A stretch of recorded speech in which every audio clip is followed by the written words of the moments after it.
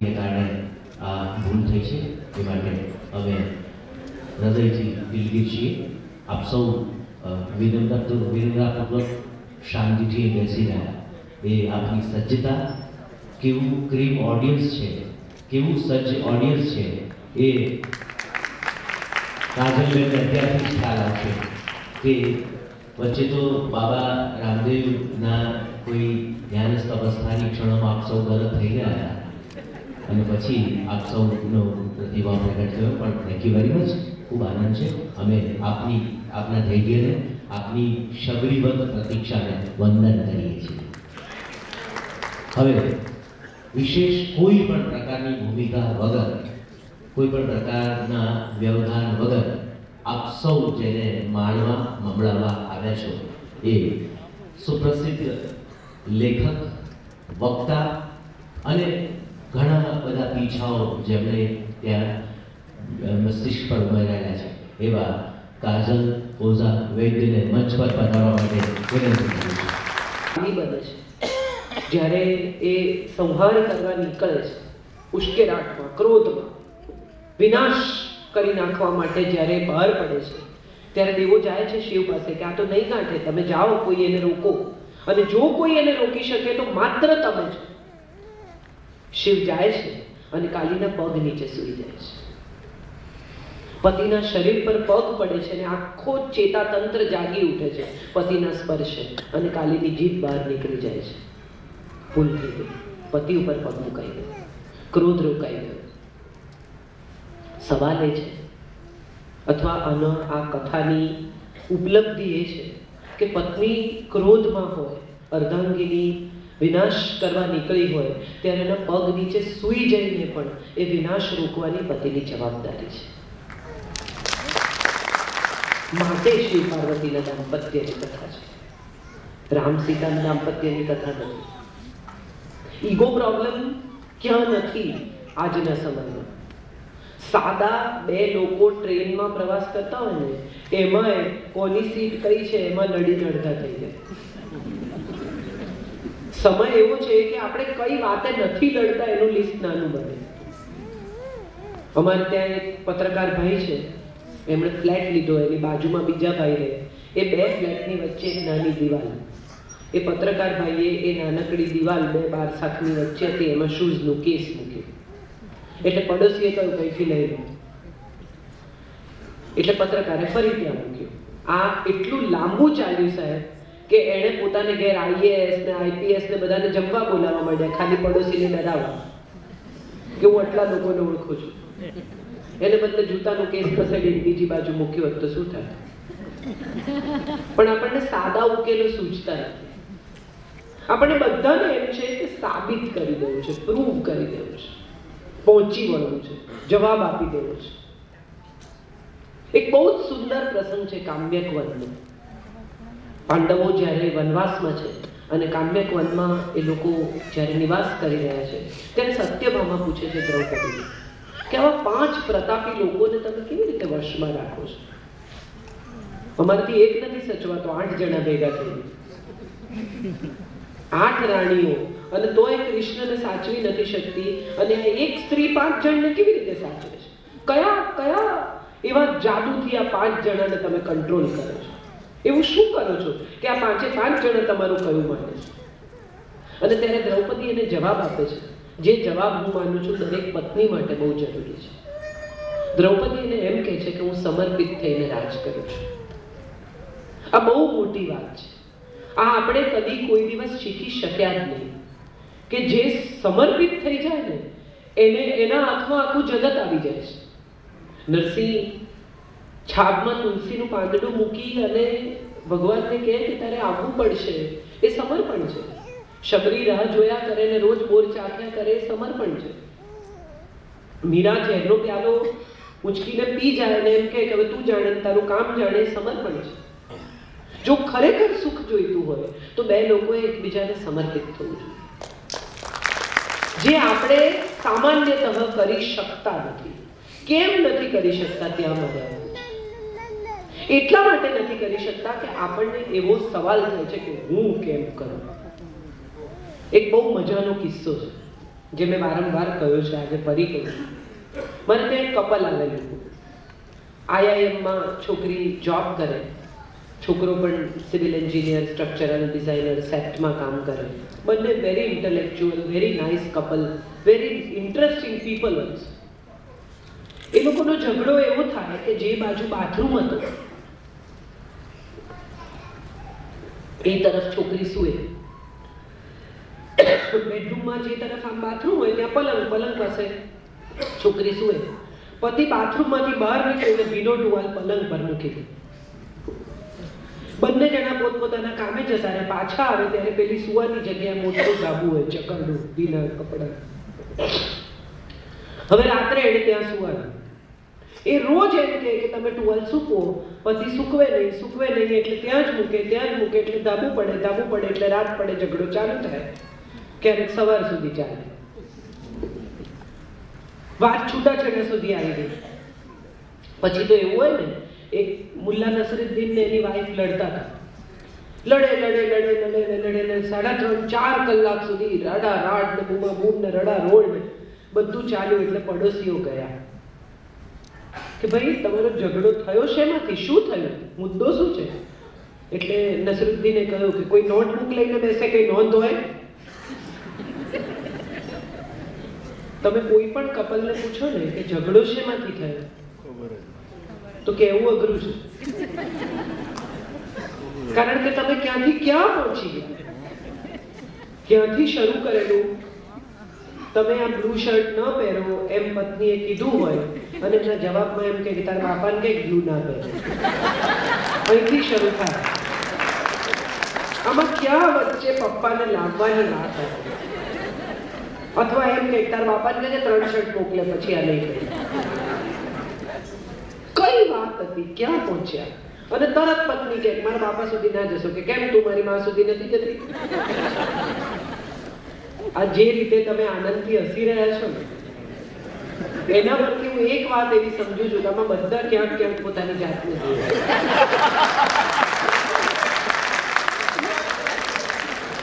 બધાને ખબર છે કે આવું આપણે પણ ક્યાંક તો યાર કર્યું જ છે. ગુસ્સે થઈને આવે ઓફિસથી અને પત્ની પૂછે કે જમવાનું કાઢ્યું, એટલે તરત છણકો કરે. હા, નહીં તો શું તને હું બહાર ખાઈને આવ્યો છું? આ વાત જ નહોતી. અથવા પતિ પૂછે કે કંઈ થયું છે, બહારથી આવે, પત્નીનું મોઢું ચડેલું હોય અને પૂછે કે કંઈ થયું છે. એટલે તમારે તો મજા છે, તમારે આવીને પૂછવાનું કંઈ થયું છે. શું થવાનું હોય? રોજ શું થાય? આપણે બધા જે કહેવાનું છે ને એ નથી કહેતા, અને જે નથી કહેવાનું ને ચૂપ કરીએ છીએ. જે ખરેખર કહેવાનું છે, લગ્નના 10 વર્ષે 15 વર્ષે એક સાંજ એવી કાઢીને એમ કહેવાનું હોય કે દોસ્ત થેન્ક યુ યાર, બહુ સુખેથી સાથે રહ્યા, લડી ઝઘડીને પણ બહુ પ્રેમ થયો, તે ખૂબ આપ્યું. કેટલી પત્નીઓને એવી ખબર છે કે જે જ્યારે એવું વિચારે છે કે આમને તો ઓફિસમાં મજા છે અને આ તો જલસા કરે છે અને એસીમાં બેસી રહે છે અને ચાના કપ પર કપ ગટગટ આવે છે. કેટલી પત્નીઓને એવી ખબર છે કે મોટા ભાગના પતિઓ પોતાની જિંદગીના 40 વર્ષ ટિફિનમાંથી જમે છે. 40 years of their life એ લોકો ટિફિનમાંથી જમે છે. ગરમ થાળી એમના નસીબમાં રવિવાર સિવાય સામાન્યતઃ હોતી નથી. એવા કેટલા બધા પતિઓ છે કે જે ઘરમાં 6 એસી નંખાવે પણ 6 કલાક સુવાનો એમની પાસે સમય નથી. 6 કલાકે ઘરમાં ગાળી શકતા નથી અથવા 6 દિવસ સળંગ ઘેર રહેતા નથી. એના માટે આપણે આભાર માનીએ કે આપણને આટલી સગવડ, આટલું સુખ, આટલી સરસ રીતે રહેવાની વ્યવસ્થા જે માણસે કરી છે એનો આભાર માનીએ કે યાર તમે ખરેખર અમને બહુ સારી રીતે રાખ્યા. આપણો પ્રોબ્લેમ જ એ છે કે આપણને જે નથી મળ્યું ને એ વિશે આપણું લિસ્ટ બહુ લાંબુ છે, પણ આપણને જે મળ્યું છે ને એના વિશે આપણી પાસે કોઈ લિસ્ટ છે જ નહીં. હેરલ્ડ પિન્ટરનું એક નાટક છે ધ લવર્સ કરીને, બહુ ઇન્ટરેસ્ટિંગ નાટક છે. લગ્નના થોડા વર્ષો વીતી ગયા છે, પતિ પત્ની એકબીજાથી કંટાળ્યા છે. નાટકની શરૂઆત જ એવી રીતે થાય છે કે ડીશ ઉડતી આવે છે, ધડામ લઈને સ્ટેજ પર પછડાય છે અને પતિ પાછળ આવે છે કે મને વાગી ગયું. ઝઘડાથી આખું નાટક શરૂ થાય છે. બંને એકબીજાથી ત્રાસી ગયા છે અને પત્ની કહે છે મારે તો કોઈના પ્રેમમાં પડવું છે. કેવું સરસ હતું આપણા બે જણા વચ્ચે. તું કેટલા કલાકો ઊભો રહેતો હતો, ફૂલો લઈને આવતો હતો, આપણે કેવી મીઠી મીઠી વાતો કરતા હતા. પ્રેમમાં હોવું એ ઉત્તમ સ્ટેજ છે. મારે પ્રેમમાં પડવું છે, કારણ કે હું પ્રેમમાં પડીશ તો ફરી એ બધી સારી અનુભૂતિમાંથી પસાર થઈશ. પતિ પણ કહે છે કે મારે પણ એ પ્રેમમાં પડવું છે. તું કેવી સરસ તૈયાર થઈને મને મળવા આવતી હતી, હવે તું હું સાંજે આવું ત્યારે કેવી લગર વગર રહે છે, કંટાળેલી હોય છે. ત્યારે તું મારા માટે કંઈક બનાવીને લઈ આવતી હતી, ક્યારેક હું મોડો પડું તો મારી રાહ જોતી હતી, કેટલી મીઠી વાતો કરતી હતી. મારે ફરીથી પ્રેમમાં પડવું છે.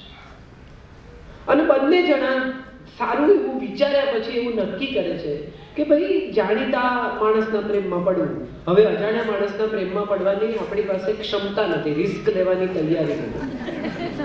એટલે બંને નક્કી કરે છે કે આપણે એકબીજાના પ્રેમમાં પડવું. અને પછી આખા નાટકની સૌથી ડ્રામેટિક મોમેન્ટ શરૂ થાય છે કે પતિ બહાર જાય, પાછો આવે ત્યારે છેલ બટાવું કોઈ પ્રેમીની જેમ આવે અને આવીને પત્નીની સાથે જુદી રીતે વર્તે. વળી પાછો સાંજના છેડે પત્ની ઘડિયાળ જોઈને કહે કે હવે મારો પતિ આવશે તો નીકળી જાય. એટલે એ પાછો જાય અને પતિ બનીને આવે અને પછી બે જણા ફરી જે નોર્મલ જિંદગી જીવતા હતા એ જીવે. આમ જુઓ ને તો નાટકનો વિચાર બહુ નવો છે.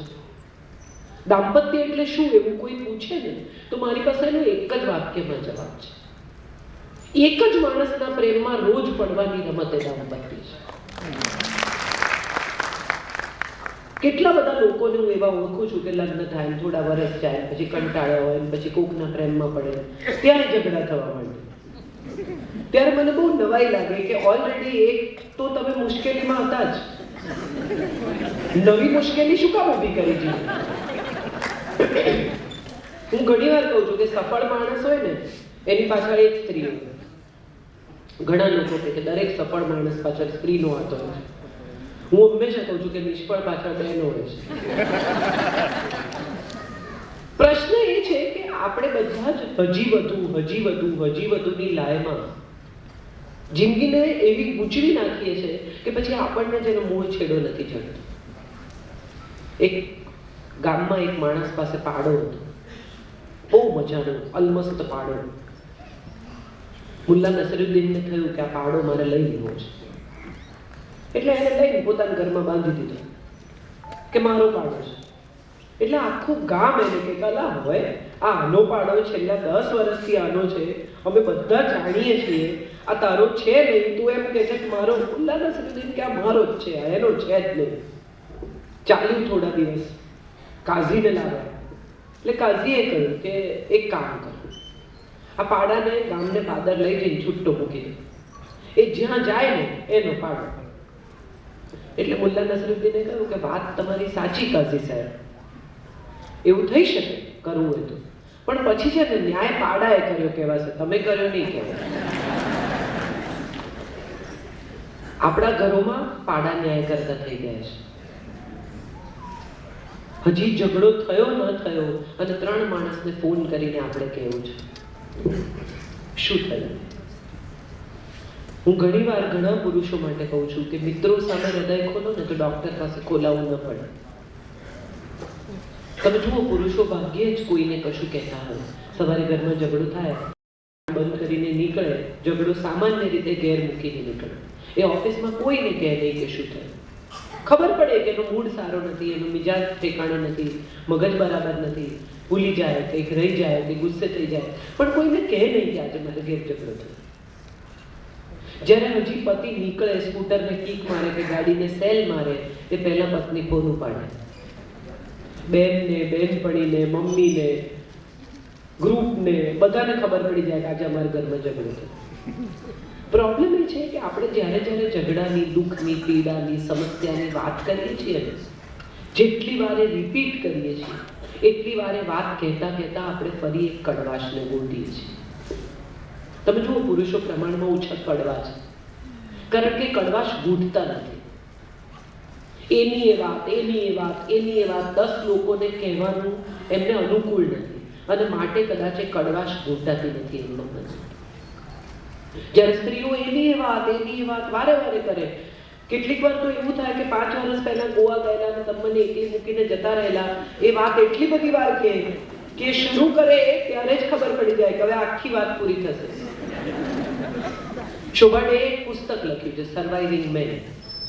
એ પુસ્તકમાં એણે લખ્યું છે તમારા જીવનસાથી બહુ બિચારા સારા હોય, ભલા હોય, પ્રેમાળ હોય અને બહારથી આવે ને તમારું ચડેલું મોઢું જોઈને તમને કદાચ પૂછે કે શું થયું, કંઈ થયું આજે? તો મહેરબાની કરીને 5 વર્ષ પાછા જઈ અને તમે મારી બહેનના લગ્નમાં આવ્યા ત્યારે શરૂ નહીં કરતા, કારણ કે તમે આજના મુદ્દા પર આવશો ને ત્યાં સુધીમાં સૂઈ જશે. એટલે આજનું તો બાકી જ રહી જશે. અને આ વાત વિશે તમે વાત કરી ચૂક્યા છો. સવાલ એ છે કે આ સમસ્યાઓ બધી ઘરેલું સમસ્યાઓ છે, રોજિંદી. કેટલા બધા ઘરોમાં પત્ની ફોન કરે 5:30 વાગે, શું બનાવું? હસી શકાય, સોપો પડી ગયો, શાંત થઈ ગયા કે આ યાર 5:30 વાગે ફોન કરે, 6 વાગે શું બનાવું? એટલે પતિ છાપા ઉલટતો હોય કે બીજું કરતો હોય કે કામ કરતો હોય કે બિઝી હોય કે પાઉંભાજી બનાવે કે અત્યારે શાક લેવા કોણ છે, તો છોલે બનાવો. એ તો સવારે પલાળવા પડે, તો હાંડવો વઘાર દે, એ તો આખવું પડે. ટૂંકમાં ભાખરીનો લોટ બંધાઈ ચૂક્યો છે, શાક સમારાઈ ગયું છે, લસણ ફોલાઈ ગયું છે, ધીમે ધીમે ત્યાં સુધી લઈ આવવાના છે. ના આપણે ખબર છે નાના હતા ત્યારે પત્તાની રમત રમતા કે તમારું પત્તું આ લાઈનમાં છે, આ લાઈનમાં છે, આ લાઈનમાં છે, ખબર પડી જ જાય કે જો આ લાઈનમાં છે ને આ લાઈનમાં છે તો આ છે. અને ત્યારે એને આપણે જાદુ કહેતા. એ જાદુ નથી, એ સાદું કેલ્ક્યુલેશન છે. વીતેલા વર્ષો સાથે પત્નીને આ કેલ્ક્યુલેશન આવડી જાય છે. એને સમજાઈ જાય છે કે જે વ્યક્તિ સાથે જીવી રહી છે એ વ્યક્તિને એને કેવી રીતે હેન્ડલ કરવાનું છે. હમણાં મને કોઈકે બહુ સરસ મેસેજ મોકલેલો કે પતિ છે ને એ મોટું થઈ ગયેલું બાળક છે, એને તમારી સાસુ સાચવી શકતી નથી એટલે તમને સોંપ્યું છે. મને બહુ ગમી આ વાત, કારણ કે આ વાત સીધી વેદો જોડે કનેક્ટ થાય છે. તૈત્તરીય બ્રાહ્મણમાં એવા આશીર્વાદ છે લગ્ન પછી નવવધૂને કે તને 10 પુત્રો થાવ અને તારો પતિ તારો 11મો પુત્ર બની રહ્યો. એનો અર્થ એ છે કે દરેક સ્ત્રીમાં માં બનવાની તાકાત છે અને પતિની પણ એ માં જ લગભગ બનતી હોય છે. આ અહીંયા કેમ મૂક્યું, તમે જમ્યા કે નહીં, દવા લીધી કે નહીં, આ બધી સ્ત્રીઓ કરે જ છે. આ માં હોવાની એક બેસિક સ્ત્રીના માતૃત્વની એની કલા છે, એની આવડત છે, એનો ડીએનએ છે. અને આ ડીએનએ જે સ્ત્રી પૂરેપૂરો એક્સપ્લોઇટ કરે કે પૂરેપૂરો વાપરે ને એના ઘરમાં ભાગ્યે જ ઝઘડો થાય. કેમ એ હું તમને કહું. માં છે ને સામાન્ય રીતે બાળકને માફ કરી દે. છોકરું ગમે એટલું તોફાન કરે, at one point of time માં એમ કે કશે એકાદ ચપાટ લગાવે, પણ છેલ્લે એમ જ કે છોડો આની જોડે કોણ માથાકૂટ કરે, ચલ જમી લે. લડી ઝઘડીને જે કહેવું હોય તે કહીને, દુઃખી થઈને, રડીને પણ એક માની જેમ જે સ્ત્રી વર્તી શકે ને કે ચાલો હવે જમી લઈએ પતિ, એ ઘરમાં ભાગ્યે જ કલહ ટકે. કલહ થશે નહીં એવું હું એટલા માટે નથી કહેતી કે તમે સાદો ફોન લો ને, મોબાઈલ ફોન. આજે જ મારી બાજુમાં બેન બેઠા હતા, મને કહેતા હતા કે આ નવો ફોન મને નથી આવડતો. મને જ નથી આવડતા નવા ફોન. તમે એક સાદો નવો ફોન લો અને તમારા જૂના ફોનમાંથી એમાં ડેટા ટ્રાન્સફર કરો તો તમને દુકાનવાળો કહે કે આ અડતા નહીં અને થોડા કલાક આ ડેટા ટ્રાન્સફર થાય છે. અને વચ્ચે જો તમે એને અડ્યા તો આ હેંગ થઈ જશે. એને છંછેડતા નહીં, એનું નામ નહીં લેતા 2 કલાક. એક છોકરી જે પોતાના પરિવારમાં 24 વર્ષ, 25 વર્ષ, 22 વર્ષનો ડેટા ભેગો કરીને આવી છે, એ ટ્રાન્સફર થાય એટલી પ્રતીક્ષા તો કરો.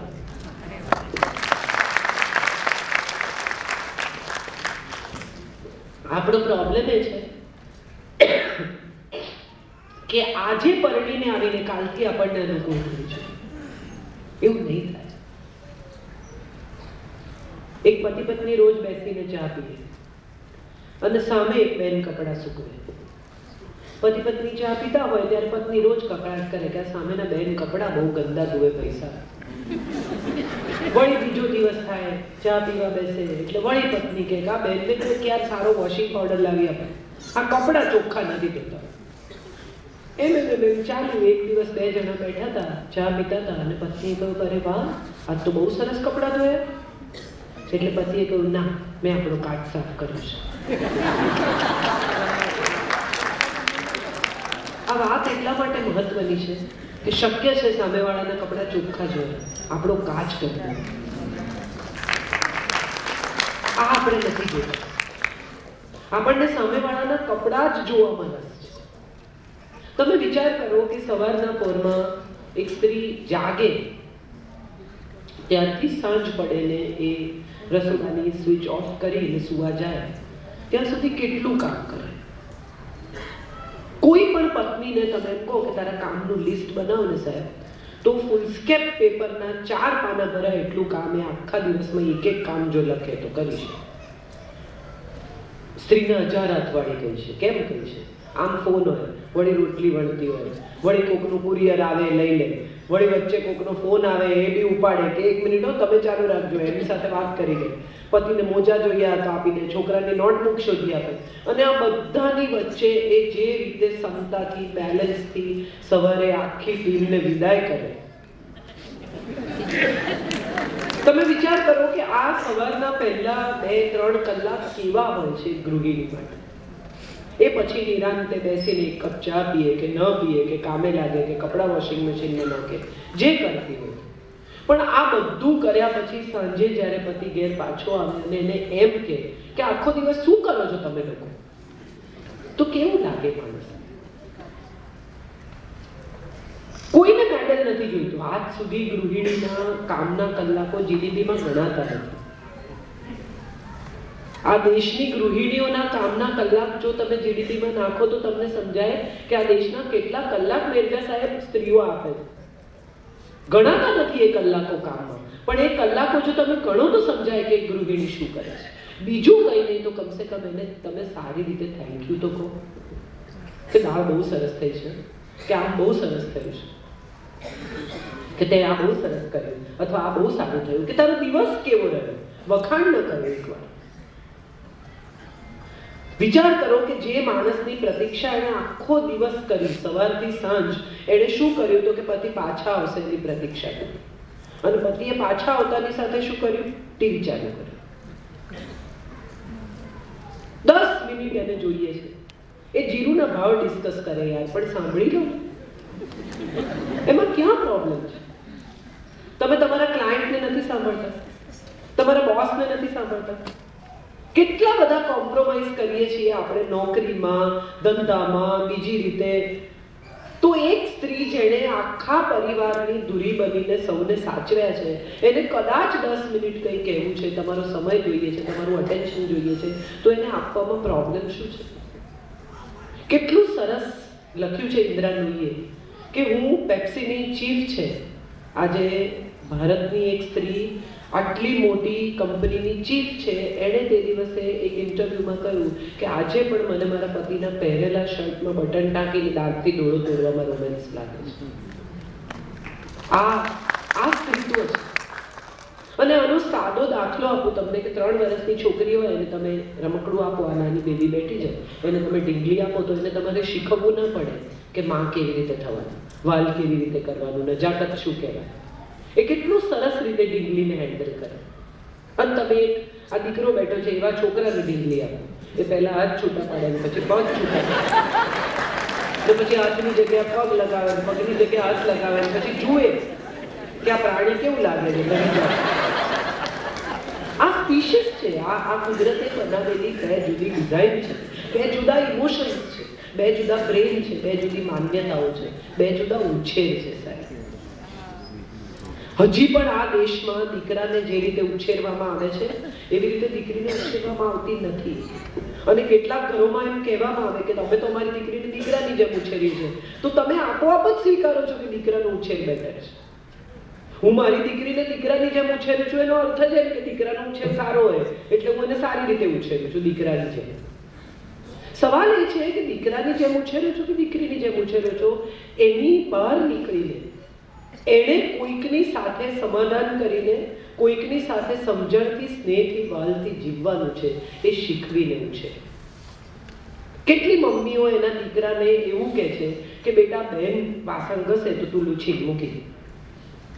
એક દિવસ ઘરમાં કામવાળો ન આવ્યો હોય તો કેટલી મમ્મી એવું કહે કે બેટા બહેન વાસણ ઘસે છે અથવા હું ઘસું છું, જો બહેન ન હોય તો તું ચાલ લૂછીને વાસણ ગોઠવવામાં મારી મદદ કર. કેટલી મમ્મી એવું કહે છે કે તને જેવું આવડે મને એક કપ ચા કરી આપ. તારા બટન જાતે ટાક, તારું કબાટ જાતે ગોઠવ, તારો રૂમ જો અલગ હોય તો એની ચાદર જાતે પાથર. આપણે નથી શીખવતા આપણા દીકરાઓને. આપણે લાડ એટલા કરીએ છીએ કે આપણને એવું લાગે છે કે ના ના પુરુષ તે કંઈ આવું કરે. અને જ્યારે એ પરણે છે ત્યારે મોટે ભાગે હવે છોકરીઓ કામ કરતી આવી છે. મોટા ભાગની દીકરીઓને હવે મેં કહ્યું એમ દીકરાની જેમ ઉછેરી છે.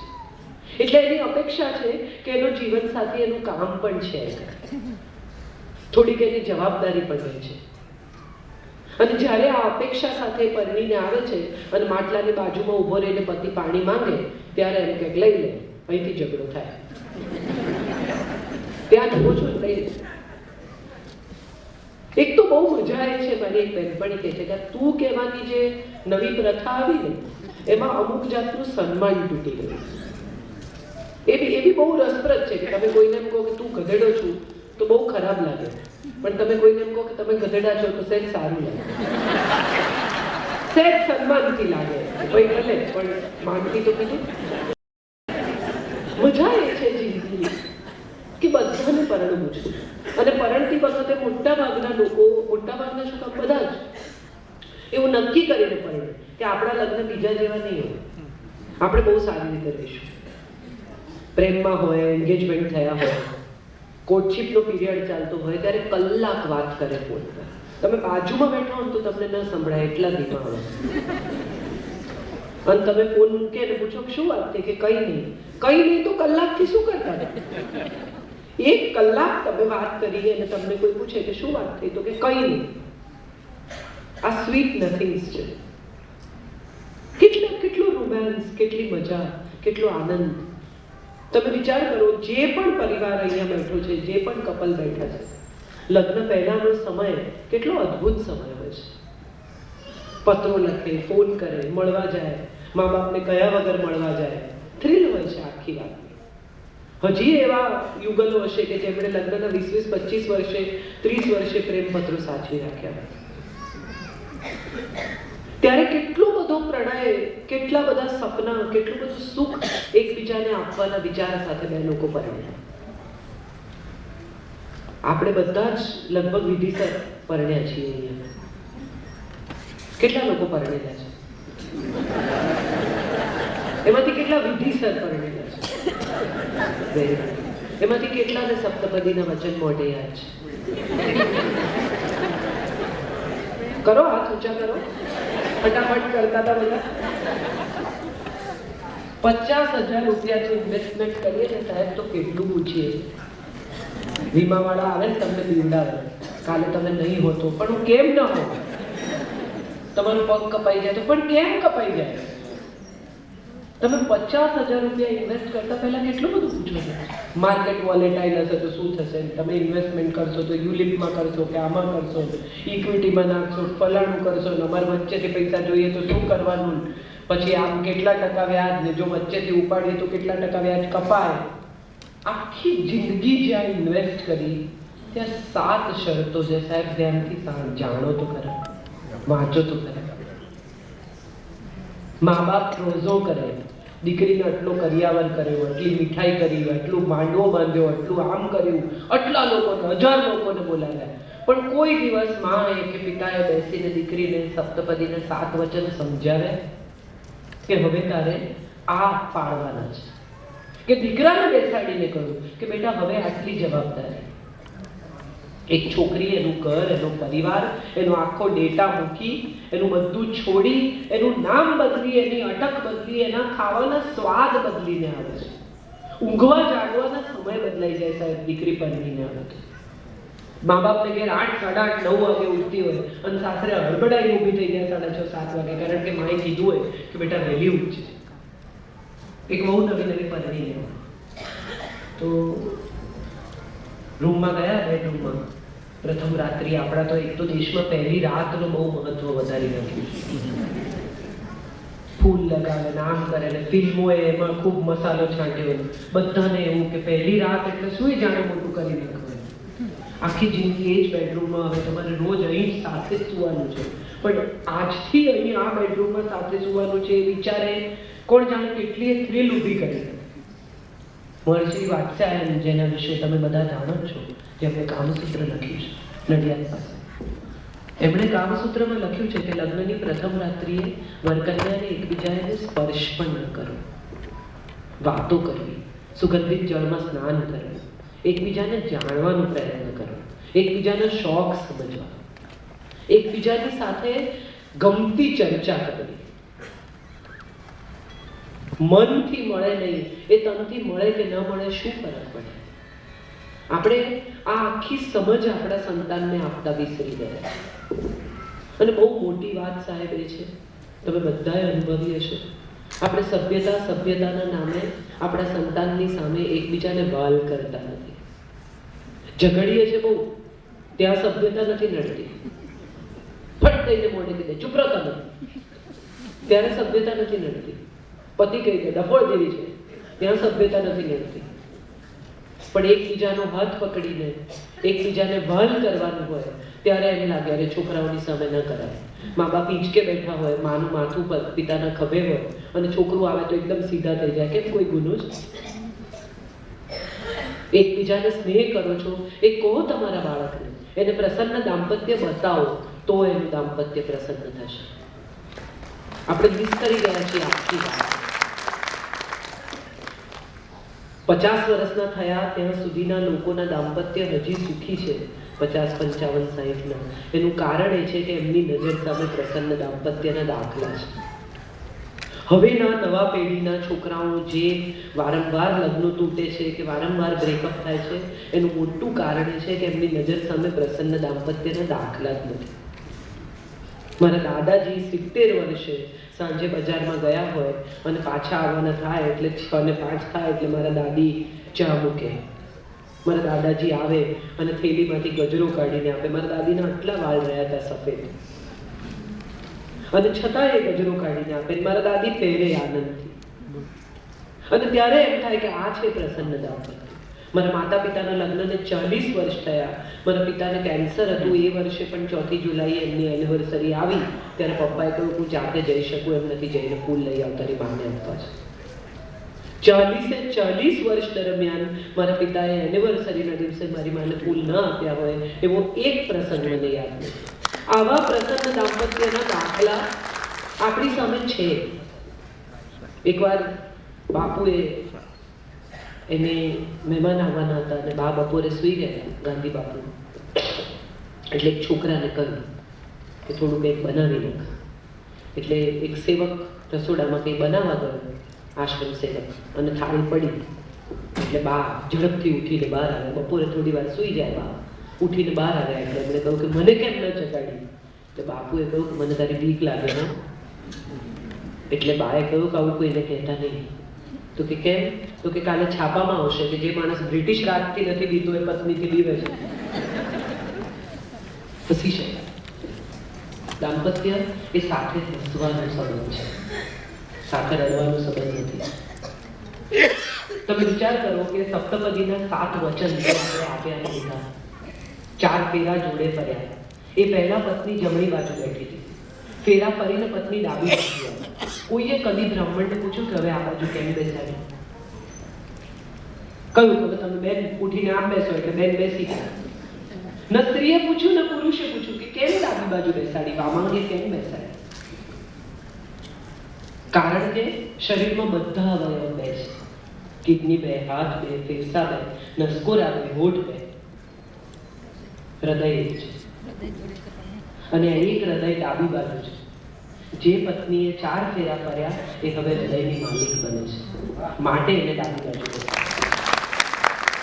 હવે હું મારું હૃદય તને સોંપું છું. અને સાહેબ બીજા બધા અંગો ફેલ થાય ને તો પણ માણસ જીવતો રહે, પણ હૃદય કામ કરવાનું બંધ કરે ને એટલે વાત પૂરી થઈ જાય. આ હૃદય જેને સોંપ્યું છે, જેને હૃદય સામ્રાજ્ઞી કહેવાય છે, જેને અર્ધાંગિની કહેવાય છે. કયું અડધું અંગ? તો કે ડાબું અડધું અંગ. એવી પત્ની સાથેના સંબંધો કેમ તંગ થઈ જાય એ સવાલ હજી મને સમજાતો નથી. બે લોકો એકબીજાને સુખી કરવા પરણ્યા, બે લોકો એકબીજા સાથે સુખી થવા માંગે છે, બે લોકો આખી જિંદગી જોડે રહેવા માંગે છે. કેટલી બધી પત્નીઓ મેં જોઈ છે ફરિયાદ કરે, આમ છે તેમ છે ને આવા છે તેવા છે, મોડા આવે છે, આખો દાડો ફેસબુક પર બેસી રહે છે, વોટ્સએપ છોડતા નથી, ખાવામાં ઠેકાણા નહીં. આ બધી ફરિયાદ અડધો કલાક ચાલે, પછી તમે પૂછો કે આટલો ત્રાસ આપતો હોય તો છૂટાછેડા લઈ લો. ના ના, એવું મેં ક્યાં કીધું? છૂટા નથી પડે તો ફરિયાદ શું કામ કરે છે? બે લોકો કેમ સુખથી સાથે નથી રહી શકતા એ સવાલ બહુ મહત્વનો છે. 4 ફેરા ફરવામાં આવે છે: ધર્મ, અર્થ, કામ અને મોક્ષ. મોક્ષના ફેરામાં સ્ત્રી આગળ થઈ જાય છે. કેમ? ધર્મ, અર્થ અને કામના 3 ફેરા ફરાય ત્યાં સુધી પુરુષ આગળ હોય છે, અને મોક્ષના ફેરામાં પત્નીને આગળ લઈ આવવામાં આવે છે. કેમ? આવું કોઈએ ક્યારેય બ્રાહ્મણને પૂછવાની તસ્દી નથી. એનું કારણ એ છે કે સ્ત્રીની ઈચ્છાઓ બહુ ઓછી છે. વેદ એમ કહે છે કે તમારા શ્વાસ ચાલુ રહે અને તમારી ઈચ્છાઓ પૂરી થઈ જાય ને એ મોક્ષ છે, અને તમારી ઈચ્છાઓ ચાલુ રહે અને તમારા શ્વાસ પૂરા થઈ જાય મૃત્યુ છે. સ્ત્રીને કેટલી ઓછી ઈચ્છાઓ છે તમે કોઈ દિવસ માર્ક કરજો તો તમને સમજાશે કે ઘરમાં પતિ જમવા બેઠા હોય અને 2 જ રોટલી છેલ્લી વધી હોય અને પત્ની સાથે જમીશું એમ કરીને ભૂખી રહી હોય અને પતિ આમ 2 રોટલી જોઈને પૂછે કે તું જમી? કોઈ પત્નીએ આજ સુધી એમ કીધું છે કે ના હું નથી જમી, લાવો મારી 2 રોટલી. કેટલી શાંતિથી કે દેખા મેં જમી લીધા. જે માણસ ભૂખ ઉપર કાબુ મેળવી શકે, સૌથી બેસિક આહાર, નિદ્રા, ભય અને મૈથુન, આ 4 પ્રાણી માત્રના ગુણધર્મો છે. જેણે આહાર પર કાબુ મેળવ્યો, જેણે નિદ્રા પર કાબુ મેળવ્યો, સાહેબ બચ્ચું થાય ને અને તમે કોઈ દિવસ આજ સુધી એવો કિસ્સો સાંભળ્યો કે માના પડખામાં દબાઈને બાળક મરી ગયું? પિતા સૂતા હોય ને તો આમ ઊંઘી જાય, પણ માં એકવાર છોકરું થાય એ પછી અડધી જાગતી જ ઊંઘે જ્યાં સુધી બચ્ચું બીજા ખાટલામાં સૂતું ન થાય ત્યાં સુધી. આ નિદ્રા પર કાબુ છે, ભય પર કાબુ.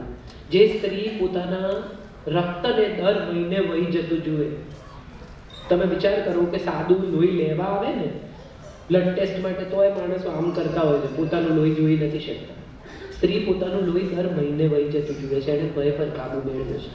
એને ખબર છે કે મારું શરીર ફાડીને આ બાળક બહાર આવવાનું છે, તેમ છતાં માં બનવાનું રિસ્ક લે છે. એને ભય પર કાબુ મેળવ્યો છે. કોઈ દિવસ કોઈ સ્ત્રી એમ કહ્યું કે ના ના ના મારાથી દુઃખ સહન નહીં થાય, મારે નથી જોઈતું છોકરું. અને આ બધું કર્યા પછી જેણે પરિવારને બધું જ આપ્યું છે એ બોલીને શું કામ બગાડે છે?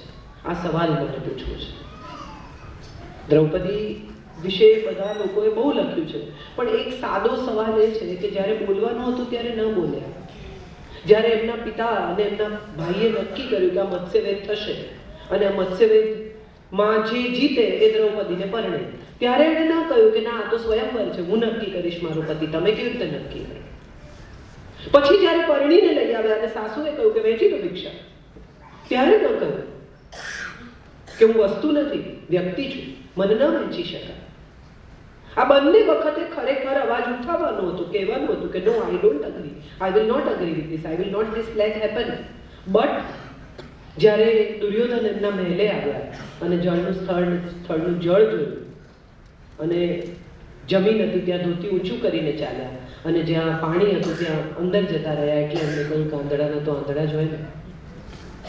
અને ત્યાં નહોતું બોલવાનું, ત્યાં બોલ્યા. સામાન્ય રીતે આપણે બધા આમ જ કરતા હોઈએ છીએ. જ્યાં નથી બોલવાનું ત્યાં અચૂક બોલીએ છીએ, અને જ્યાં ખરેખર કહેવાનું છે, વખાણ કરવાના છે, સારું દેખાડવાનું છે, વિરોધ કરવાનો છે, ત્યાં નથી કરવાનું. અને પછી જ્યારે આ બેની વચ્ચે સંઘર્ષ થાય છે ત્યારે આપણને સમસ્યા થાય છે. ત્યારે આપણે કેટલાય વર્ષોની ફરિયાદ કે હું તો આખી જિંદગી વૈતરું કરું છું, મેં તો આમ કર્યું, મેં તો તેમ. પણ શું કામ કર્યું વૈતરું? તમારે એ જ વખતે કહેવાનું હતું કે મને આ નથી ગમતું, હું આ નહીં કરું. નમ્રતાથી ના પાડી જ શકાય છે અને સામેના માણસને સમજાય છે. એ આપણે નથી કરવાનું. એડજસ્ટ કર્યા પછી એક એવી જગ્યા આવે છે કે જ્યાં આપણો બંધ તૂટી જાય છે અને ત્યારે આપણે એટલા બધા વરવા સ્વરૂપે બહાર આવીએ છીએ. પ્રેશર કુકરમાં બીટ થયા જ કરે, પછી સીટી વાગે ત્યાં સુધી શું કામ રાહ જોવે? આ દાંપત્ય જીવનનો સૌથી મોટો નિયમ છે કે જે ન ગમે તે હમણાં જ કહે, હમણાં આ ક્ષણે જ, કે તમે પ્લીઝ અત્યારે ફોન મૂકી દો ને, મને 10 મિનિટનો ટાઈમ આપો ને, મારી વાત સાંભળો. અત્યારે ન કહ્યું, કાલે ન કહ્યું, પરમ દિવસે ન કહ્યું, ચોથે દિવસે ન કહ્યું, અને અઠવાડિયા પછી કે આ ફોન મૂકો યાર તમે. આ સુરમાં વાત કરવાની જ નથી. આપણો સુર જ ખોટો છે. કાળી 5માં શરૂ થાય જે આર્ગ્યુમેન્ટ, એમાં પછી કાળી 6 જ આવે, નીચે કઈ હોતું જ નથી. સવાલ એ છે કે આ જે વાત મેં કરી કે પતિ પત્ની એક રૂમમાં દાખલ થયા અને પતિએ વાત કરવાની શરૂ કરી કે મોટાઓનું માન રાખજે, છોકરાઓને સ્નેહ કરજે, ઘરમાં સૌની સાથે સારી રીતે રહેજે, આમ કરજે, ફલાણું કરજે. એટલે પત્ની ઊભી થઈ અને બારણું ખોલી નાખ્યું શયનખંડનું અને કહ્યું, ચલો ચલો બધા સત્સંગ ચાલે છે. આપણે એવું માની લીધું છે કે રોમાન્સની વાત એટલે માત્ર શરીરની વાત. તો કેમ અમુક ઉંમર પછી પણ રોમાન્સ ટકે છે? કેમ સુરેશ દલાલ લખે છે કે કમાલ કરે છે કે ડોસો ડોસીને હજી વાલ કરે છે? કેમ લખે છે આવો? એક ડોસી ડોસાને હજી વાલ કરે છે. એક બહુ સુંદર એડ આવતી હતી, કદાચ તમે જોઈ હશે. એક ઘરડા કાકા દાંત વગરના માજી બેસીને મશીન પર કંઈ સીવતા હોય છે અને એક હીરો લઈને આવે છે વેલેન્ટાઇન ડેની ગિફ્ટ. અને માજી હીરો જોઈને કહે છે કે इस उम्र में हीरा पहन के कहाँ जाऊंगी? અને ત્યારે કાકા એને કહે છે કે हीरे को तुम्हारी उम्र का क्या पता? પ્રેમ કરવાની કોઈ ઉંમર નથી હોતી. અંકિતભાઈ કેટલું સરસ લખે છે કે મનગમતા નામને ઉંમર ના હોય, એ તો ગમે ત્યારે હાથ પર લખાય. મોસમને જોઈને ફૂલ ન ખીલે, ફૂલ ખીલે એટલે મોસમ બદલાય. આ આખી એ વાત રિલેશનશિપની મને હંમેશા એવું થયા કર્યું છે કે દાંપત્ય જીવન આ દેશનો સૌથી મોટો મુદ્દો બનતો જાય છે. પરિવારો તૂટે છે, પતિ પત્ની છૂટા પડે છે, સાથે રહે છે તો એક ક્લેશ સાથે, દુઃખ સાથે, પીડા સાથે, સમસ્યા સાથે રહે છે. ઉછરતું બાળક ખૂબ દુઃખી થઈને ઉછરે છે, મા બાપને એકબીજાનું સન્માન કરતા નથી જોતું, માટે મોટું થઈને એ પણ એ જ રીતે વર્તે છે. કબીરનો એક બહુ સુંદર પ્રસંગ છે. કબીરના લગ્ન એના ગુરુએ પોતાની દીકરી સાથે કરાવ્યા, લાલી એની પત્નીનું નામ. એને પરણીને કબીર લઈ આવ્યા. ગાડું ગુરુનું પાછું જતું રહ્યું ને આવીને જોયું પત્નીએ ઘર, ને પત્નીએ કહ્યું, ઘરે રે, મારે આમાં રહેવાનું. એને તો સીધું રડવા જ માંડ્યું. તૂટેલું ફૂટેલું ઝૂંપડું, ક્યાંક છત નહીં, ક્યાંક કશું સામાન નહીં. કે મને તો મારા ગામના જમીનદાર સાથે પ્રેમ હતો, મારા બાપાએ તારે ગળે બાંધી દીધી. એટલે કબીરે કહ્યું કે ક્યાં પ્રોબ્લેમ છે, ચાલ હું તને મૂકી આવ્યો, જવું છે તારે? પેલી કહું હા. કબીરે કહ્યું ચાલ. પેલી ફરી રડવા માંડી કે શું થયું? કે આવી સરસ તૈયાર થઈને સજેલી ધજેલી હું ગંદામાં ચાલીને જાઉં, આવી થઈ જઈશ ગંદી. કબીર કહ્યું બેસ છે મારા ખભે, ચાલ તને મૂક્યો. ખભે બેસાડી. બંને જણા અંધારામાં ચાલતા ચાલતા જતા હતા. એક પથ્થર આવ્યો, ઠોકર વાગી. કબીરનો આખો નખ ઉખડી ગયો પણ પડવા ન દીધી પત્ની. એટલે લાલીએ કહ્યું મને નીચે ઉતાર. નીચે ઉતારી રડવા માંડી કે મારે નથી જવું. કે કેમ, શું થયું પાછું? હમણાં તો જવા માટે રડતી હતી. તો કે જે માણસ મને કોઈને સોંપવા માટે આટલી સાચવીને લઈ જાય છે, જો હું એની સાથે રહું તો મને કેટલી સાચવશે? આપણે માણસને ઓળખતા નથી, જાણવાનો પ્રયત્ન નથી કરતા. આપણી મજા એ છે કે આપણને બધા ઓળખે, આપણને બહુ ગમે, પણ કોઈ ઓળખી જાય એના ગમે.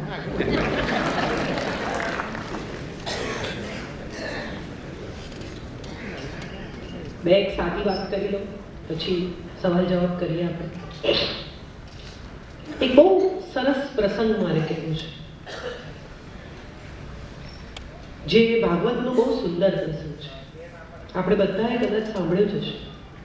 નારદજી કુબેરના બગીચામાંથી કમળ લઈ આવે છે. રૂક્ષ્મણી બેઠા છે, કૃષ્ણ એના અંબોડામાં એ કમળ ગૂંથી આપે છે અને કહે છે તમે બહુ સરસ લાગો છો. રૂક્ષ્મણી શરમાય છે. ત્યાં સત્યભામા બેઠા છે, એમને ખૂબ ઈર્ષા થાય છે,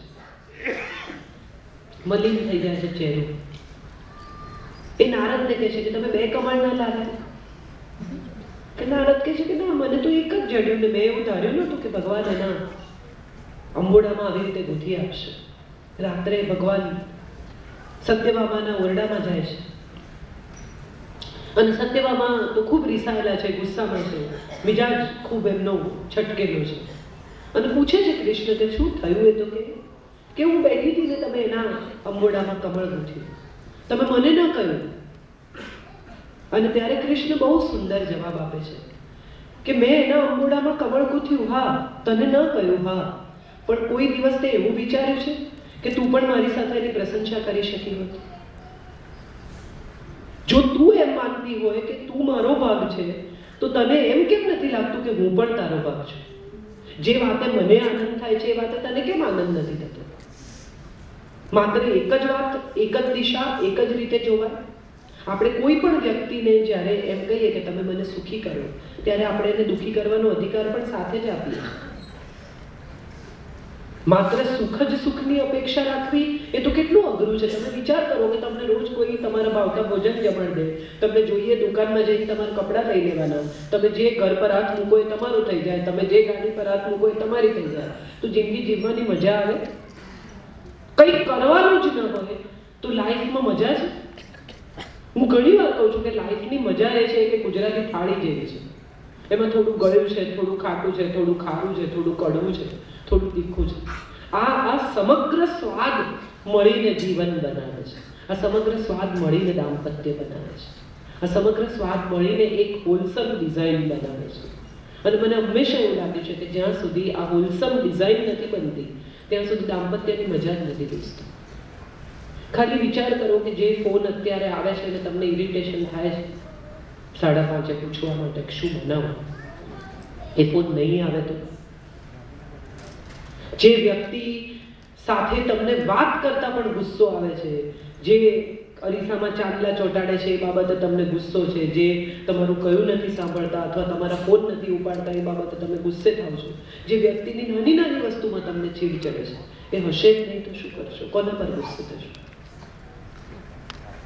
વ્યક્તિના ગયા પછી એના ગયાનો અફસોસ કરવો ને એના કરતાં એની સાથે એવું જીવવું કે જાય ત્યારે એમ થાય કે આપણે પૂર્ણપણે જીવ્યા. હવે ભલે જાય. એક બહુ જ સુંદર ફિલ્મ આજે 5:30 વાગે ટેલિવિઝન પર ચાલતી હતી, હું નીકળી ત્યારે વેઇટિંગ, નસીરુદ્દીન શાહ અને કલ્કી કોલચરની સુંદર ફિલ્મ. બે દાંપત્યો, એક 40 વર્ષ જૂનું અને એક 4 વર્ષ જૂનું, બંનેના સ્પાઉસને એક્સિડન્ટ થાય છે અને બંને જણા આઈસીયુમાં છે અને બંને જણા વેઇટ કરે છે કે શું થશે. અને ત્યારે તમને સમજાય કે તમે ખરેખર એને કેટલું ચાહો છો. કોઈને કેટલું ચાહો છો એ કહેવા માટે ક્રાઇસિસની રાહ શું કામ જોવાની? એ બીમાર પડે ત્યારે કહેવાનું, એને તકલીફ થાય ત્યારે કહેવાનું, છૂટા પડવાનું હોય ત્યારે કહેવાનું કે તમને ખબર જ નથી મેં તમને કેટલો પ્રેમ કર્યો છે. પણ સાથે રહીને કહો ને કે હું તમને બહુ પ્રેમ કરું છું. શું કામ નહીં કહેવાનું? આઈ લવ યુ કહેવું એ વેવલા વેડા નથી. આઈ લવ યુ કહેવું એ પોતાની સૌથી સર્વશક્તિમાન ક્ષણનો સ્વીકાર છે. કોઈ વ્યક્તિને પોતાની જિંદગીનો હિસ્સો બનાવવો સરળ નથી, જે આપણે કરીએ છીએ, અને કર્યા પછી એને આપણો હિસ્સો રહેવા દેતા નથી. એ કેટલી પીડાદાયક બાબત છે. લગ્નનું એલ્બમ હોય ને, જે લોકો 50-55 હશે એ લોકોને અનુભવ હશે કે લગ્નનું એલ્બમ હોય ને તો ફેરવે, છોકરાઓ પાના ફેરવે તો પત્ની એટલી રૂપાળી લાગતી હોય, 20-22 વર્ષની મુગ્ધા હોય, મેકઅપ મેને કામ કર્યું હોય, વાળ સરસ હોય, સરસ વાળની હેરસ્ટાઈલ કરી હોય, પાનેતર પહેરી હોય, અને પપ્પા એટલા પતલા અને ખેપટ ને વિચિત્ર લાગતા હોય, ઉનાળામાં સૂટ પહેરાવ્યો હોય બિચારાને, ને એવા મોઢું એમનું ઉતરી ગયું હોય ને કંટાળેલી સ્થિતિમાં હોય ને ધુમાડો ને એના ફોટા એટલા ખરાબ હોય, અને છોકરાઓ પૂછે જોઈને માને કે આને તું કેમ કરી? એ જ પપ્પા 40માં પ્રવેશે, પૈસા કમાય, થોડા સારા લાગે, થોડું શરીર ભરાય, થોડા વ્હાઈટ વાળ થાય, ત્યારે માં સહેજ ગરડી થઈ હોય, આંખો નીચે કરચલી આવી હોય, થોડું વજન વધ્યું હોય, અને ત્યારે માને ઇન્સિક્યોરિટી આવે કે આ કોઈના પ્રેમમાં નહીં પડી જાય ને. પણ બહુ મહત્વની વાત એ છે કે આ આટલા વર્ષનું દાંપત્ય જે સાથે જીવ્યા ને એ ફિક્સ ડિપોઝિટ જેવું હોવું જોઈએ. જે તમને લગ્નના અમુક વર્ષો પછી વ્યાજ આપવાનું શરૂ કરે. આપણો પ્રોબ્લેમ એ છે કે આપણે દાંપત્યને એટીએમની જેમ વાપરીએ છીએ, એફડીની જેમ નથી વાપરતા. બધું જ ઉઠાવી લેવું છે અંદરથી. મૂકી રાખો, એ તમને વ્યાજ આપતું થશે. જિંદગી બહુ સુંદર છે દોસ્તો, અને લગ્નનો વિચાર આ દેશે જે આપ્યો છે ને એ દુનિયાના કોઈ દેશે નથી આપ્યો. કારણ કે આ દેશમાં એમ કહેવામાં આવે છે કે આપણે સાથે સાથે વૃદ્ધ થઈ ગયું. એ દાંપત્ય છે. આટલો સુંદર વિચાર વિશ્વના કોઈ લગ્નએ નથી આપ્યો કે let's grow old together. What a wonderful way of saying. બે લોકો સાથે સાથે વૃદ્ધ થાય, એકબીજાની નબળાઈને ઓળખે, એકબીજાના પ્રેમને જાણે, એકબીજાની શક્તિઓને ઓળખે, એકબીજાનો હિસ્સો બને, એકબીજાની સમસ્યા સાથે મળીને ઉકેલે, એકબીજાના વખાણ કરે, તો એ દાંપત્ય બને છે એક હોલસમ ડિઝાઇન. બાકી ભૂલો કાઢવા માટે આપણી પાસે સવારના પરમાં ઘરે આવતી માળી બાઈથી ચાલુ કરીને પડોશી સુધી બધા છે જ. જીવન સાથીને છોડો.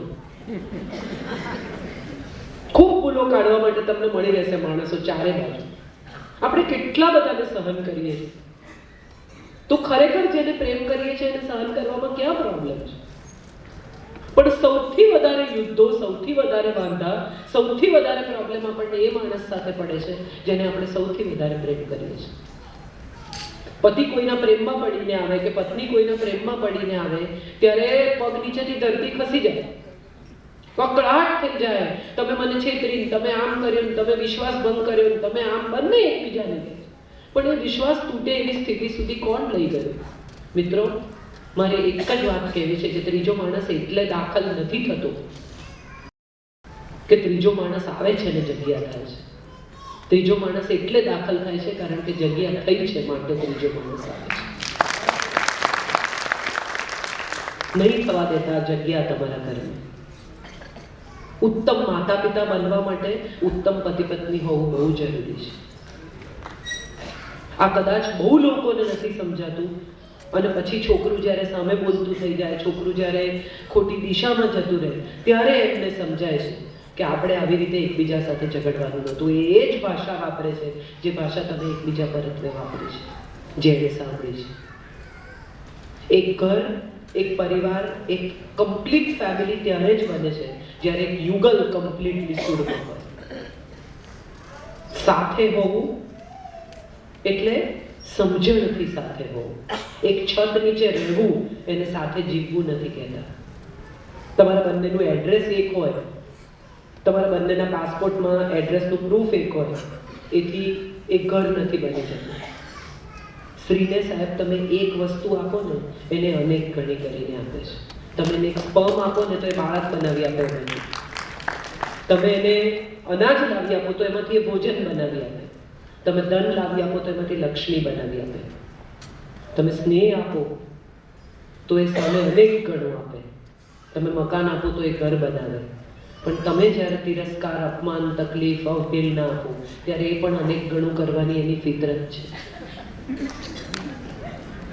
એને બધું જ અનેક ગણું કરીને પાછું આપતા આવડે છે. માટે તમને જે પાછું જોઈતું હોય એને એટલું જ આપજો.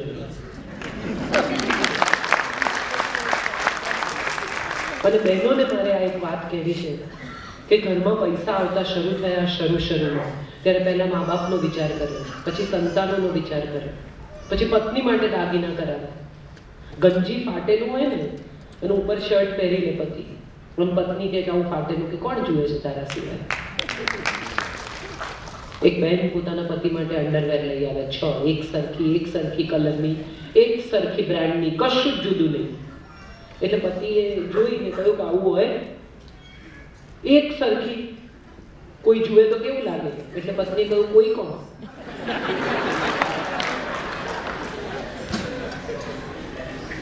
એક ભાઈને એક્સિડન્ટ થયો એટલે એમણે એમની પત્નીને SMS કર્યો કે મને એક્સિડન્ટ થયો છે, પણ હું હોસ્પિટલમાં આવી ગયો કારણ કે ટીના સમયસર આવી.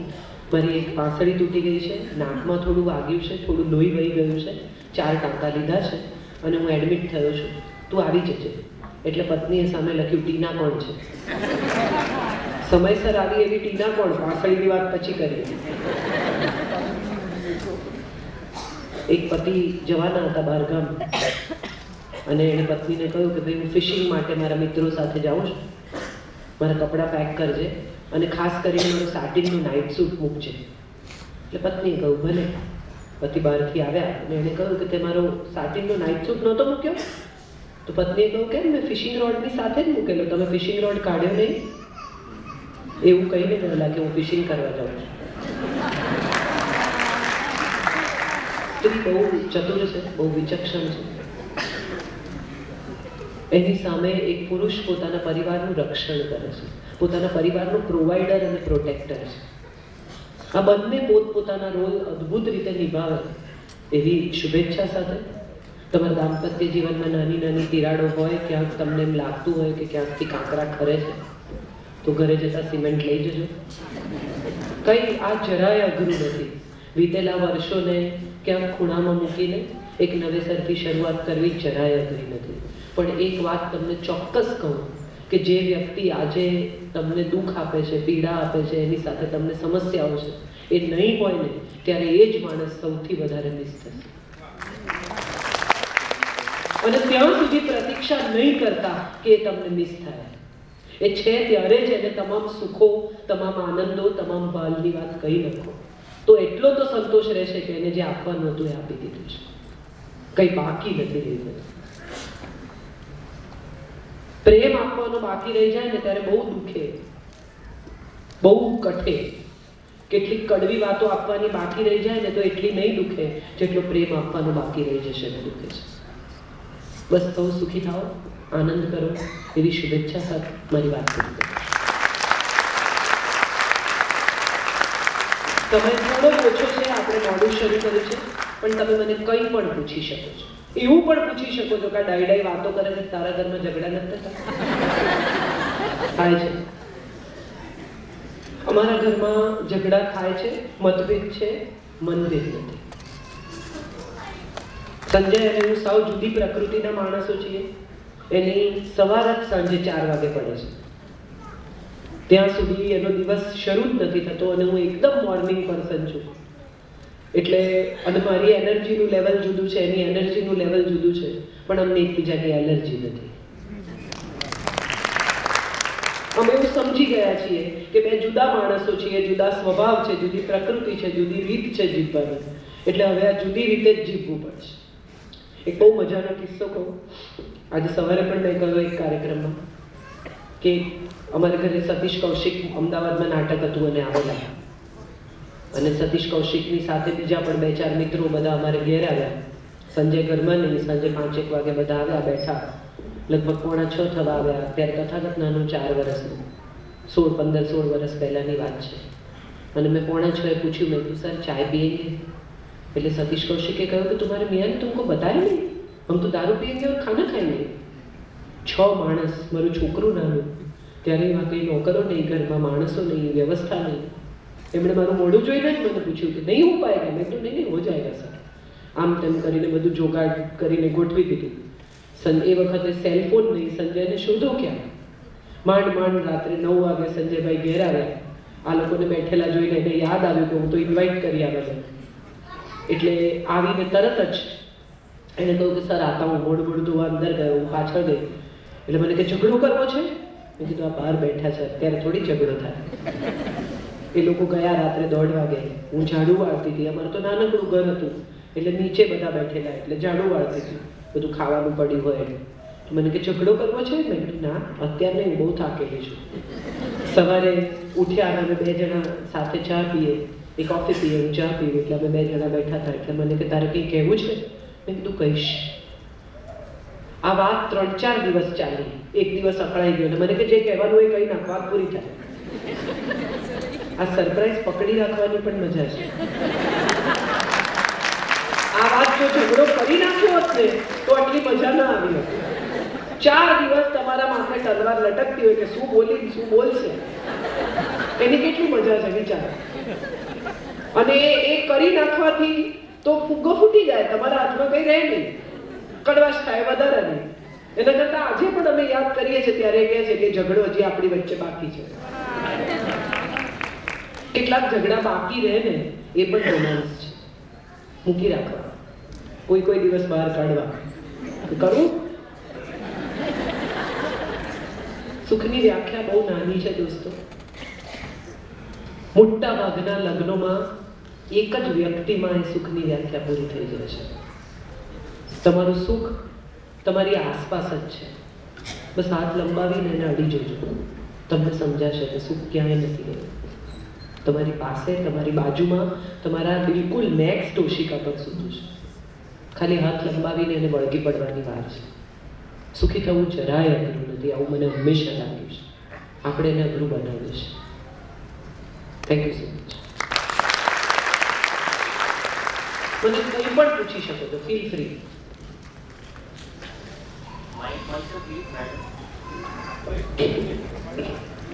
મને જ માંડ મળ્યું છે પણ પહોંચાડ્યું.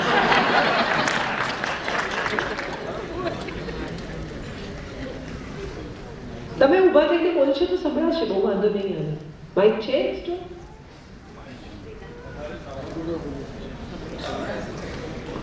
નથી. તમે ઊભા થઈને બોલો ને, વાંધો નહીં, જોરથી બોલતો સંભળાશે. જી આ એક ખાઈ ને, આ બેમાંથી એક કઢાયું છે, એક કાઢ્યું.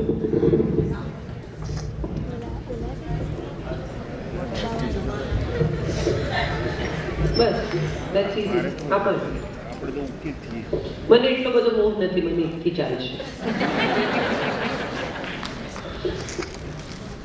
જી કહો ભાઈ.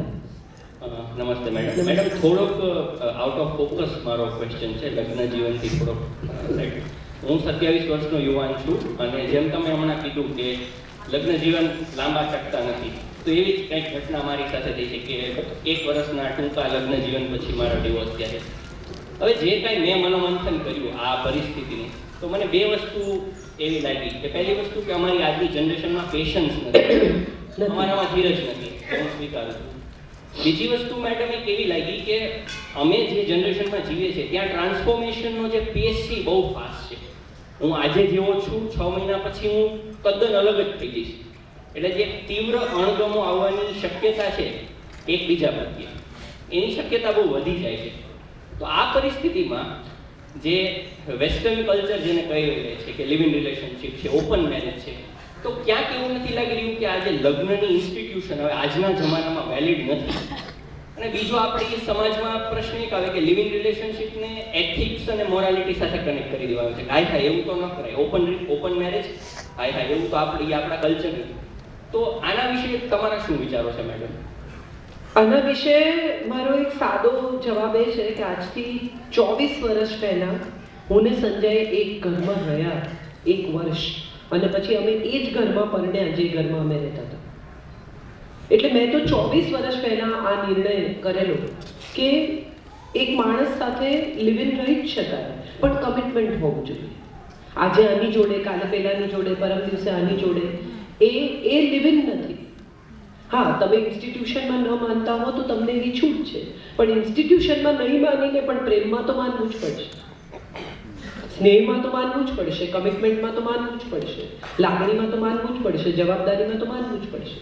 સહી કરો કે ન કરો, હાર પહેરાવો કે ન પહેરાવો, મંગળસૂત્ર બાંધો કે ન બાંધો, સેતો પૂરો કે ન પૂરો, આ બધા રિચ્યુઅલ્સ છે. આનું કોઈ મહત્વ નથી. અમે પરણવાના હતા એ દિવસ અને સંજયને પૂછ્યું તું મંગળસૂત્ર લાવ્યો છે? ત્યારે એને મને કહ્યું કે ના, એટલે અમે મંગળસૂત્ર વગર પરણ્યા છીએ, પણ તેથી અમારા લગ્ન તૂટી નથી ગયા. હું જે કહેવા માંગુ છું એ કહેવા માંગુ છું કે કમિટમેન્ટ રિચ્યુઅલ નથી, કમિટમેન્ટ કોઈ વિધિ વિધાન નથી, કમિટમેન્ટ કોઈ કર્મકાંડ નથી. કમિટમેન્ટ એક બહુ મોટી જવાબદારી છે અને આ રિસ્પોન્સિબિલિટી સાથે સ્નેહ, લાગણી, સમર્પણ, સમજદારી જોડાયેલા જ છે. તમે પરણો કે ન પરણો, તમે સાથે રહો એટલે 2 જણને સુખી કરવાની જવાબદારી આપોઆપ બંને જણ પર આવી જ જાય છે. તમે પરણીને નહીં રહો એટલે ઝઘડા નહીં થાય. સવાલ તો એ જ છે, તમે એક જ ઘરમાં રહેવાના છો, એક જ બેડરૂમમાં સુવાના છો, એક જ બાથરૂમ વાપરવાના છો, તો પરિસ્થિતિ તો એની જ આવીને ઊભી રહેશે. તમારા પેરેન્ટ્સ માટે થઈને તમે કદાચ જો એને વિધિસર કે કાયદેસર કરો તો એ તમારી ઈચ્છા અથવા તમારી મરજીનો સવાલ છે, તમારા પેરેન્ટ્સની જરૂરિયાતનો સવાલ છે. એ પ્રત્યેક વ્યક્તિએ પોતે જાતે નક્કી કરવાનું છે. અને બીજી બહુ જ મહત્વની વાત, હા, ચેન્જ બહુ રેપિડ છે. પેઢી બહુ ઝડપથી બદલાય છે. પણ સાહેબ મજાની વાત એ છે કે આજની પેઢી પણ દિલ તૂટે ને એટલે રડે જ છે. આજની પેઢી પણ બ્રેકઅપ થાય એટલે ફ્રસ્ટ્રેટ થાય જ છે. અમે જગજીતના ગીત સાંભળતા હતા, મારા પપ્પા મુકેશના સાંભળતા હતા. વાત તો એની એક છે ને. દુઃખ તો છે જ, છૂટા પડવાની પીડા છે જ. કૃષ્ણ રાધા છૂટા પડે કે આજે કોઈ 16 વર્ષનો છોકરો ને 16 વર્ષની છોકરી છૂટા પડે, પરિસ્થિતિ તો ત્યાં જ આવીને ઊભી રહે છે. એટલે આપણે બધા બેસિકલી તો ઇમોશનલ લોકો છીએ. આપણે બધા લાગણી પ્રધાન માણસો છીએ. આપણે બધા પ્રેમ જંખીએ છીએ. આપણને બધાને એ જ જોઈએ છે. પણ પ્રશ્ન એ છે કે હવે આપણે એનું whether they are man and a wife or not is another question. But if there is a man and a woman, they are two different species. They are two different kind of people. Their upbringing is different. Their thinking is different. Their reactions are different. ઝઘડો થાય તો સ્ત્રી તરત રડવા માંડે, પુરુષ એટલું ઝડપથી રડી નથી શકતો. 3 વર્ષનો એને બિચારો રડે ત્યારે માં એને તકડાવે, ગર્લ છે તો રડે છે. અને 25 વર્ષે એને ખરેખર રડવું હોય ત્યારે એને યાદ આવે એની મમ્મી કે ગર્લ છે એટલે રડે છે, ના હું ગર્લ નથી, મારથી ન રડાય. શાહરુખ ખાને પહેલી વાર હિંમત કરી સાહેબ કે પડદા પર હીરો રડે. હવે છોકરાઓ રડતા થયા એને જોઈને કે રડાય, વાંધો નહીં, શાહરુખ પણ રડે. સો આઈ પર્સનલી ફીલ કે લાગણીના એક્સપ્રેશનને કોઈ સ્થળકાળ નથી હોતા. હા, પેઢી બદલાય છે, ધીરજનો અભાવ છે, બહુ જ મોડર્ન વિચારો થઈ ગયા છે, બહુ ઇક્વાલિટીના ખ્યાલો ખોટા છે. ઇક્વાલિટી એટલે તરત જવાબ આપવા નહીં. ઇક્વાલિટી એટલે પતિની સમસ્યામાં એની બાજુમાં ઊભા રહેવું અને પત્નીની પીડામાં એના સહભાગી થવું. ઇક્વાલિટી ક્યાંય કોઈ જગ્યાએ સામે જવાબ આપવા, સંભળાવી દેવું, ચોપડાવી દેવું, સવારની રસોઈ હું કરું, સાંજની તમે કરો, આવું કહી દે. આ બધી આપણે ખોટી જગ્યાએ સમાનતા કરતા થઈ ગયા છે. સાહેબ, સમાનતા તો એ છે કે દશરથની સાથે યુદ્ધમાં જાય ને કઈ આંગળી નાખીને રથનું પૈડું પડવા ન દે. સમાનતા તો એ છે કે યાજ્ઞવલ્ક્યને ગાર્ગી પ્રશ્નો પૂછે અને યાજ્ઞવલ્ક્ય એના નમ્રતાથી જવાબ આપે. 21 વર્ષની છોકરી બ્રહ્મશ્રીને પ્રશ્ન પૂછે અને નમ્રતાથી જવાબ આપે કે બરાબર છે, તમે પૂછી શકો. એ સમાનતા છે. નહીં તો આપણા દેશમાં હતી જ. ખોટા આપણે આ બધા રવાડે ચડ્યા છીએ. વેસ્ટર્ન કલ્ચર સાવ બેકાર વાત છે. આ દેશનું નામ ભારત છે એ દુષ્યંત અને શકુંતલાના લવ ચાઇલ્ડના નામ પરથી જે ભરત, છોકરાનું નામ જ લવ ચાઇલ્ડ હતો. એ તો લગ્ન પછી થયા, બાળક પહેલા થયું. દુષ્યંત અને શકુંતલાના ગંધર્વ વિવાહ પછી જન્મેલું સંતાન જેનું નામ ભરત છે એ લવ ચાઇલ્ડ છે. શકુંતલાને દુષ્યંત તો પછી પડે. આ દેશમાં હંમેશા આ પ્રથા હતી જ. આ દેશ તો રાધા કૃષ્ણને પૂજે છે જે પરણ્યા નથી. તો કઈ લિવ ઇન રિલેશનશિપની આપણે ચર્ચા કરીએ છીએ? આ દેશ બહુ બોલ્ડ હતો, બહુ બ્રોડ હતો. આ દેશમાં હંમેશા એડવાન્સ સિચ્યુએશન હતી જ. આ આપણે બધું હવે વેલેન્ટાઇન ડે ન ઉજવાય કરીને દુકાનો તોડતા થઈ ગયા છે. બાકી હું નથી માનતી. આ ધીરજ, યસ, ધીરજ બહુ જ કેળવવી પડે, શાંતિ બહુ જ રાખવી પડે, પણ એનું ફળ અદ્ભુત આવે છે. એવું મેં જોયું છે સમય સાથે. Thank you so much.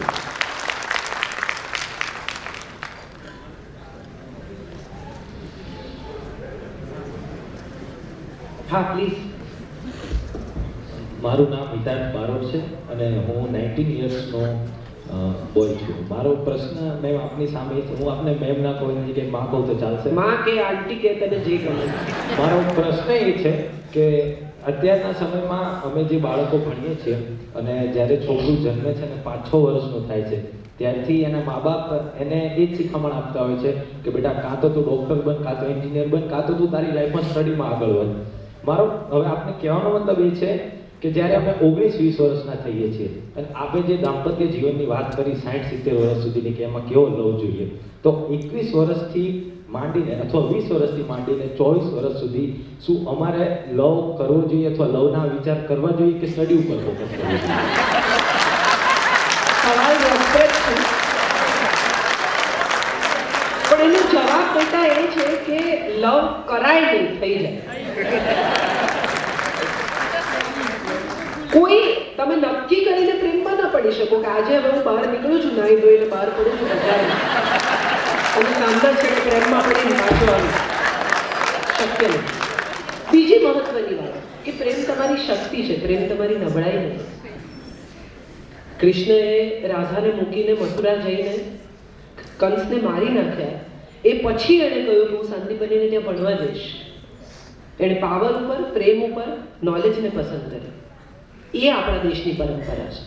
પ્રેમમાં પડો તો ધીરજ રાખો, પ્રતીક્ષા કરો, તમે સફળ થાઓ, તમારા પગ પર ઊભા થાઓ ત્યાં સુધી.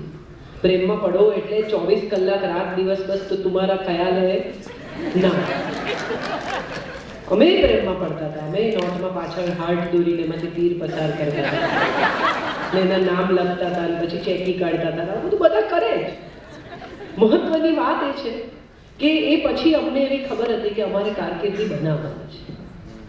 તમારી પેઢી પાસે મજા એ છે સાહેબ કે ઘર તૈયાર છે, ગાડી તૈયાર છે, પ્રોપર્ટી તૈયાર છે, પિતા ડોક્ટર હોય તો હોસ્પિટલ તૈયાર છે, પિતા એન્જિનિયર હોય તો ઓફિસ તૈયાર છે. તમારે કરવાનું શું એ પ્રશ્ન બહુ મહત્વનો છે.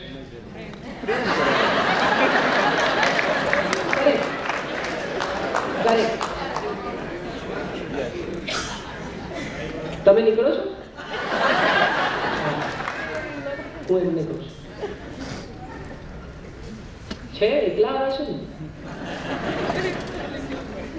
અહીંયા બધા જોડે જ છે, બધાને લઈને આવવું પડે જેવી પરિસ્થિતિ છે. એટલે નથી લાવવા,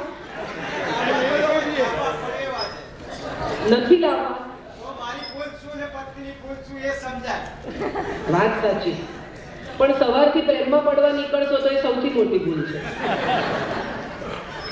ટૂંકમાં સિરિયસલી આપણે તારી વાતનો જવાબ આપીએ તો એ છે બેટા કે પ્રેમમાં પડવું એ ગુનો નથી, પણ પ્રેમમાં કારકિર્દી બરબાદ કરવી એ બહુ મોટો ગુનો છે.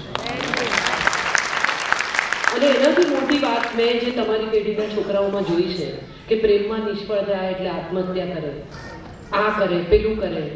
તમારા મા બાપે તમને આટલા કષ્ટ વેઠીને મોટા કર્યા, 20 વર્ષ, 22 વર્ષ, 19 વર્ષ સુધી જે મા બાપે પોતાનો વિચાર નથી કર્યો, એ મા બાપનો વિચાર તમે 6 મહિનાની ઓળખાણ થયેલી કોઈ છોકરી સાથે કે 6 મહિનાની ઓળખાણ થયેલા કોઈ છોકરા સાથે ભૂલી ગયા. શેને માટે? પ્રેમમાં હું તો કહું છું કે દિલ 2-4 વાર તૂટે ને તો જ મજબૂત થાય. તૂટવું જોઈએ, કઈ વાંધો નહીં, એમાં કઈ નુકસાન નથી.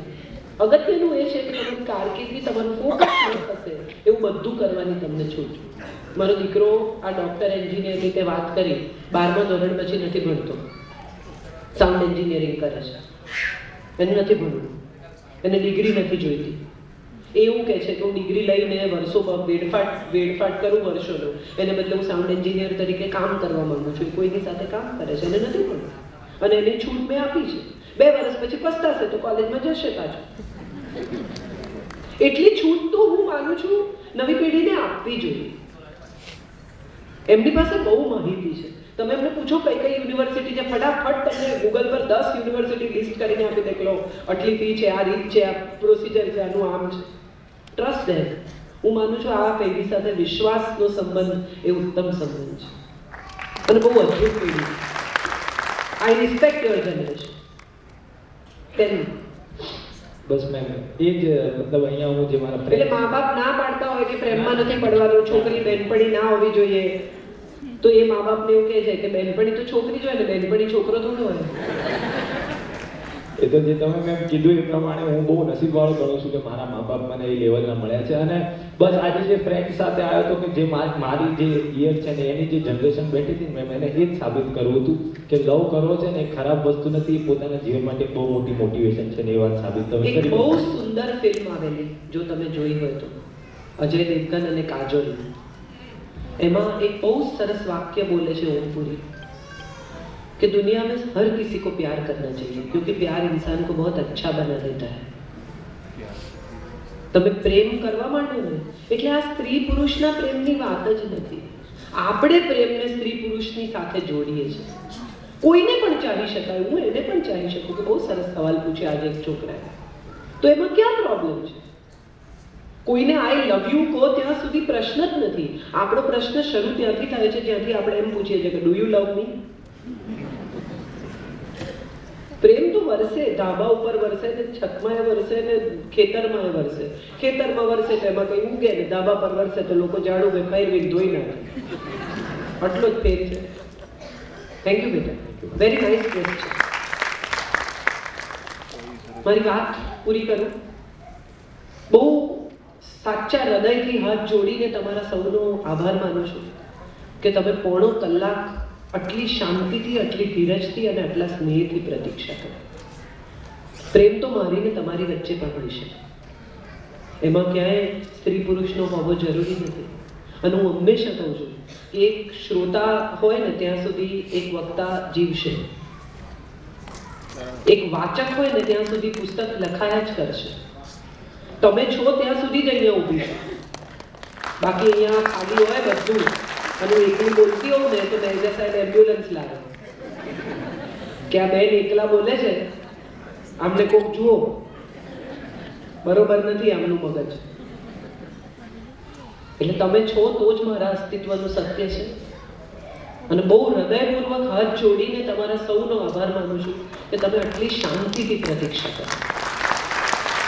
વિલંબ માટે, ક્ષતિ માટે હું ઓર્ગેનાઇઝર તરફથી પણ માફી માંગુ છું. પણ સત્ય એ છે કે આ કોઈના હાથમાં નથી હોતું. પણ તમારા જેવો ઓડિયન્સ છે ત્યાં સુધી ગાંધીનગર અને થંડરનટ બંનેને મજા છે સર.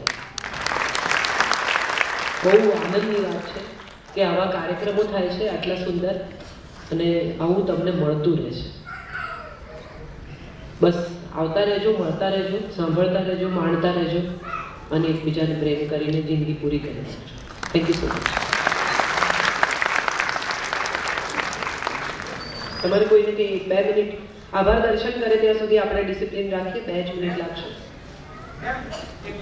હા પ્લીઝ, જરૂર. ઓ થેન્ક યુ. એ પ્રશ્ન છે?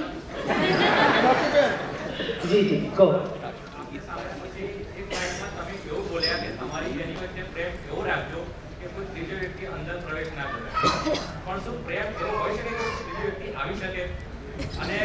મેં એવું નથી કહ્યું કે ત્રીજી વ્યક્તિ પ્રવેશી ન શકે એવો પ્રેમ રાખજો.